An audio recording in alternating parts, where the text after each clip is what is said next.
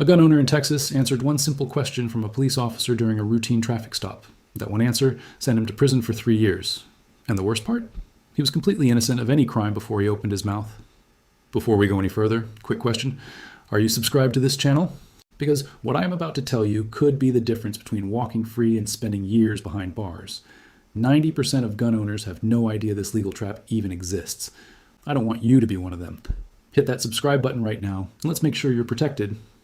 Okay, now let's get into this, because this is urgent. That Texas gun owner I mentioned, he was driving home from a range trip. Legal gun, legal ammo, clean record. A cop pulled him over for a broken taillight. Simple stop, routine, no big deal. Then the officer asked one question, just one, and that man's life changed forever. What was the question? The officer looked at him and said, "Do you have any weapons in the vehicle?" And instead of saying 3 specific words first, he answered right away. He said yes. He explained where the gun was. He volunteered extra information the officer never even asked for. By the time that stop was over, he had accidentally given police everything they needed to charge him under a state law he didn't even know existed. This happens every single day in America. Gun owners with clean records, good intentions, and fully legal firearms are tripping themselves up by answering that one question too fast. And today, I'm going to tell you the 3 words every gun owner must say before answering any question from police about weapons. These 3 words are backed by the Constitution. They are 100% legal to use. And according to criminal defense attorneys, they can stop a routine traffic stop from turning into a criminal case. Let's start with why that one question is so dangerous. When a police officer asks you, "Do you have any weapons?"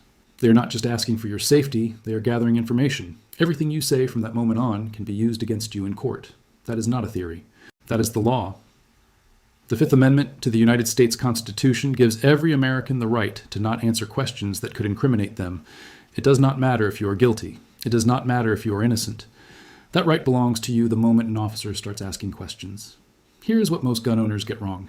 They think being polite and cooperative means answering every question. They think silence makes them look guilty. They think if they have nothing to hide, they should just talk freely. All 3 of those beliefs are wrong. And criminal defense attorneys will tell you the same thing. Talking to police without invoking your rights first is one of the most dangerous things you can do, even when you are totally innocent. Here is a hypothetical example to explain this. Imagine you are a concealed carry holder. You have your permit. Your gun is holstered legally. You get pulled over. The officer asks, "Do you have any weapons?" You say yes, you have a legally permitted handgun. Now the officer asks where it is. You tell him. He runs your name and discovers that 6 months ago your state passed a new law about magazine capacity, and your magazine has 1 round over the new legal limit. You did not know about that law. You are a law-abiding person. But you just handed police every piece of information they need to charge you with a crime you did not even know you were committing. That is exactly how innocent gun owners end up in the back of a police car. Not because they are criminals, because they talked first and thought later. Now here is the part that will change everything for you. What should you have said instead?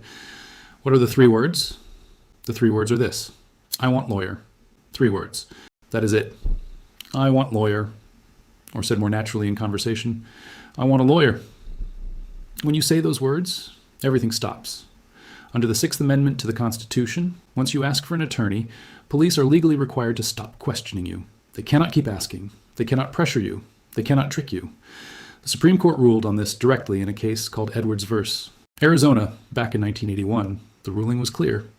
Once a suspect asks for a lawyer, all questioning must stop until that lawyer is present. Now, quick legal note, and this is important. Everything I'm sharing in this video is educational information, not legal advice. Laws vary by state. Your specific situation may have details that change everything. Always consult a qualified attorney for advice about your personal situation. What I am giving you here is the legal foundation and the knowledge to protect yourself in the moment. If this video is already opening your eyes, imagine what my next video covers. I'm breaking down the 5 scenarios where even a perfectly legal gun can get you arrested if you say the wrong thing.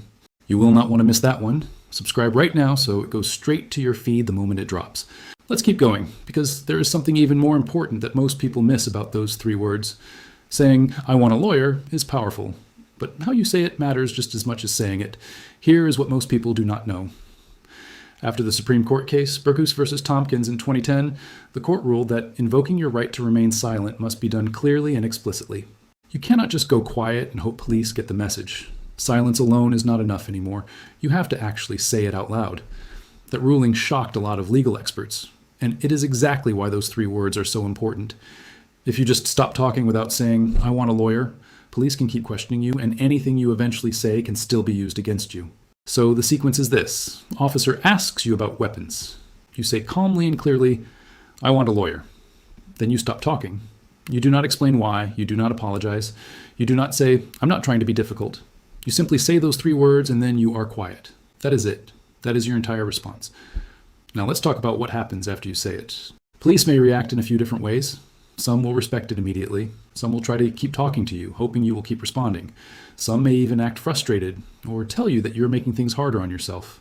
That last one is a pressure tactic. Do not fall for it. Once you have said, "I want a lawyer," your job is done. You have done everything right. You repeat those 3 words if needed and nothing else. Anything you say after invoking your right can potentially reopen the door to questioning. So stay calm and stay quiet.